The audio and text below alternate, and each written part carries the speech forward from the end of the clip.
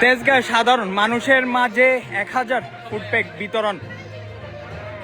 দর্শক, সে বিতরণে প্রধান অতিথি ছিল যে সাইফুল হক মিলন, নবনির্বাচিত এমপি। এবং আমরা সকাল থেকে দেখতে পাচ্ছি সুশৃঙ্খলভাবে কিন্তু 1000 যে ফুড প্যাক রয়েছে, যেখানে ইফতার সামগ্রী থেকে শুরু করে তেল, নিত্য প্রয়োজনীয় দ্রব্য এবং সেই নিত্য প্রয়োজনীয় দ্রব্য কিন্তু তাদের মাঝে বিতরণ, এবং একই ধারায় কিন্তু 1 লক্ষ মানুষের কাছে বিতরণ করা হবে বলে জানিয়েছে।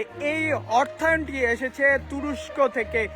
বাংলাদেশে যে ভাই বোন রয়েছে তাদের জন্য কিন্তু তাদের পাঠানো হয়েছে, এবং সেই তুরস্কের এবং এইখানে যে স্থানীয় প্রতিনিধি রয়েছে সাইফুল হক মিলন অর্থাৎ নবনির্বাচিত, এবং তার মাধ্যমে এবং তার হাত ধরে কিন্তু এখানে বিতরণ হয়েছে। এবং তিনি কিন্তু আমাদের মাঝে উপস্থিত হয়েছে। কিছুক্ষণ আগে কিন্তু তাদের মাঝে কথা বলার চেষ্টা করছিল।